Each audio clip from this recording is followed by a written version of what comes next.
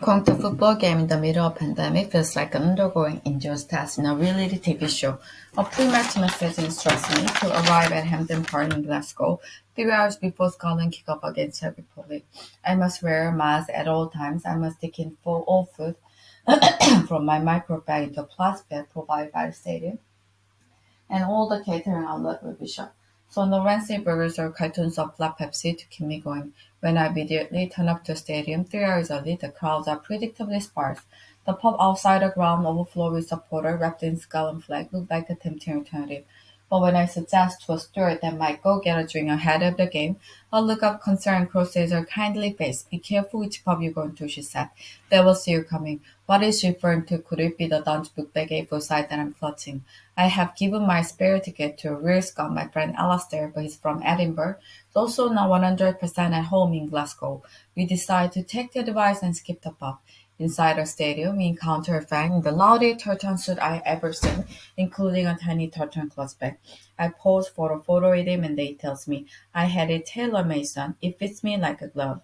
It is not just COVID regulation that make this unique and peculiar people tournament. Euro 2020, as UEFA still insists on calling it, has also become sucked into the culture wars.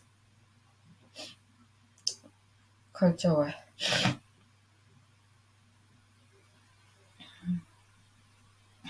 Culture wars.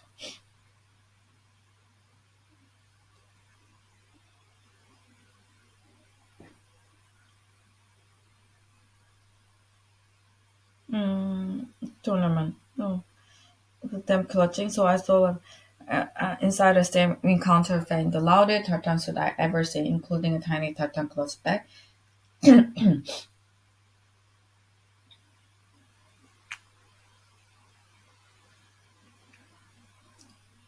Tiny tartan cloth bag.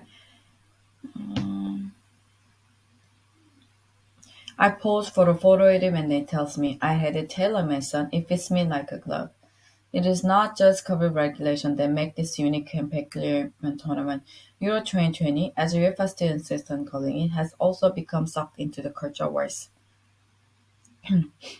National football team are symbol of the nation, but that is not a straightforward task at a time when national identity is so fiercely contested. The pressing issue for independence is independent. For England, it is race.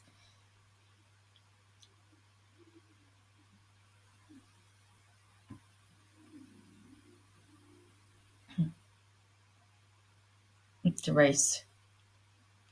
The English football team had decided to take the knee before matches as a protest against racism, but each time they do it, they are booed by a significant section of their own supporters. Even the government seems uncertain about how to respond.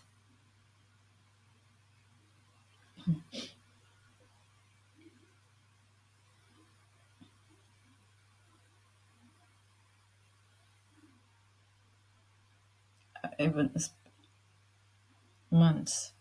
Even the government seems uncertain about how to respond. After studying for a while, Boris Johnson, Prime Minister, condemned the booing and urged fans to get behind the team. But two members of his cabinet, Jacob Rees-Mogg and Priti Patel, defended the protest, with Rees-Mogg suggesting that the protesters are not expressing racism but condemning the Marxist of Black Lives Matter movement.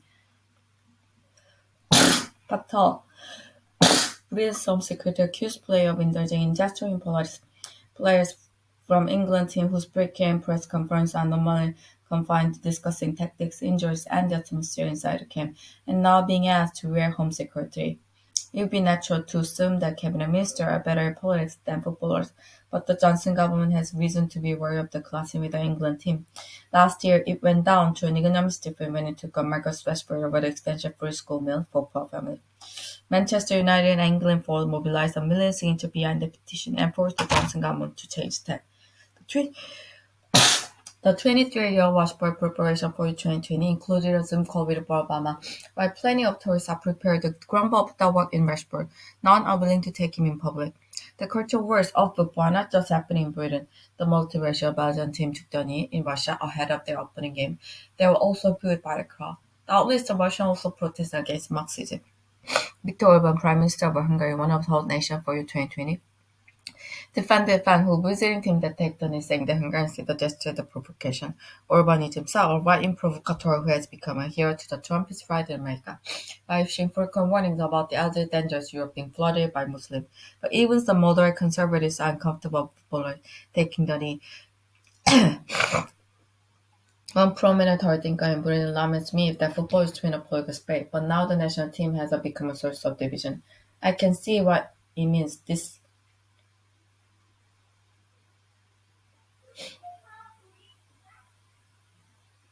This year's tournament inevitably brings back memories of the United States.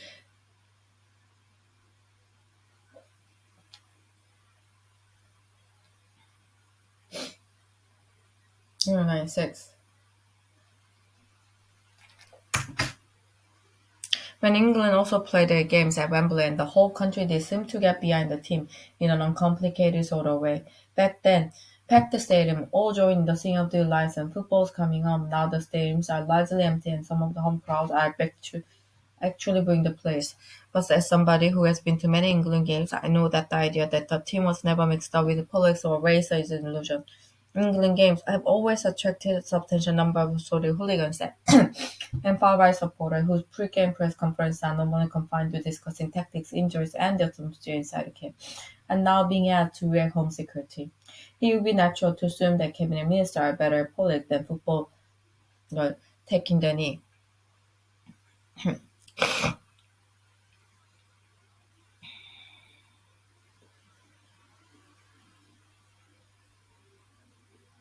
At the last European Football Champions in France in 2016, the ugly tradition of English football hooliganism re-emerged. When I emerged, another fan that I didn't particularly enjoy being caught up in a new riot.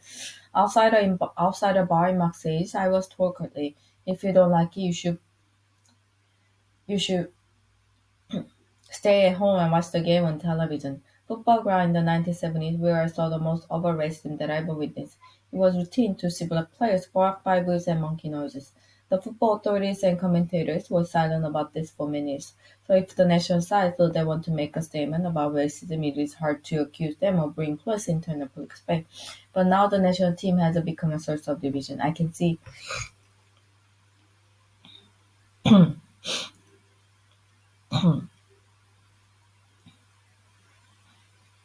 was routine to black players, but the football authority and commentator were silent about this for many years. So if the current national side feel they want to make a statement about racism, it is hard to accuse them of bringing policy into a political space. The politics, particularly the racial politics, have always been there. The identity issues are rather different for Scotland. Euro 2020 comes as the Scottish government is ramping up demand for a second independent referendum. This is the first major international tournament the team has qualified for since 1998, nearly fitting the narrative of national revival. Arriving in Scotland for the first game of the tournament, I find the local paper full of optimism. In recognition of the enormity of the occasion, the Scottish government has even allowed schools to stop lessons to allow the kids to watch the game against Czech lives.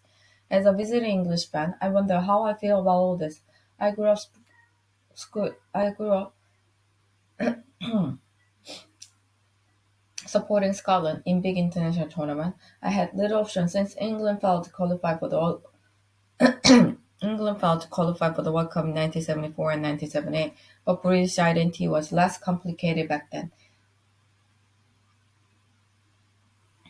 The anthem played for the first time that lined up to play Brazil in 1974 was God Save the Queen, although to recording on the show the Scottish play looking particularly delighted.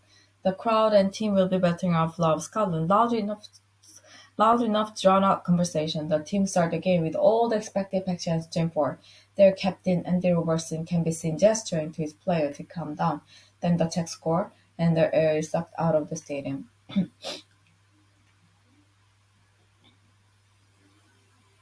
And a group of children near me who continue to be shouting for Scotland, while the other around them was frozen in horror. After the match, Alistair reminds me that Scots fans are used to bitter disappointment. Making the national football team a symbol of nation is a double-edged sword. We imagine them scoring wonderful goals and celebrating with the fans. But what if your goalkeeper floundering flat on his back and tangled them in the net? Euro 2020 has already delivered humbling setback for two football mad puppets leader. Urban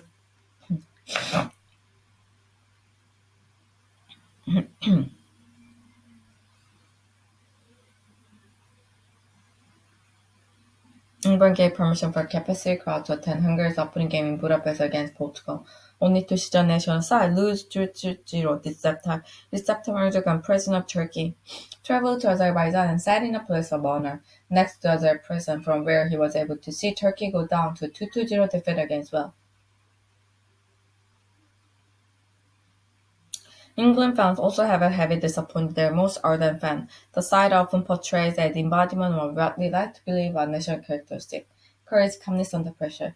In fact, as a recent piece by Jonathan Lear in The Guardian pointed out, England are uniquely bad at holding a lead in a tournament. The numbers seem to suggest they might even be battler, and that or Hersey, the French and Italians are much better at holding their nerve when they take a lead. If Gareth Southgate, England manager, can somehow break this cycle and turn England into winning outfit, it will inadvertently provide a huge boost to the Johnson government that is desperate for symbol of the success of Brexit Britain. But Southgate has subtly but unmistakably positioned himself to the left of the government on taking the knee. He leads a multiracial team and has continued to defend their right to make statements other than of football. He leads other than football. It has become subdivision in Britain that culture wars always work better for the right than the left. The football may be an exception. A poll taken across Europe before 2020 showed 54% of English football fans supported taking the knee with 39% opposed. If the England team keep winning, the number in favor may rise along with the team's popularity. But once the right may find itself on the wrong end of culture war, the duration of for the duration of Euro 2020, I would care much less about who wins the culture war than who wins the tournament.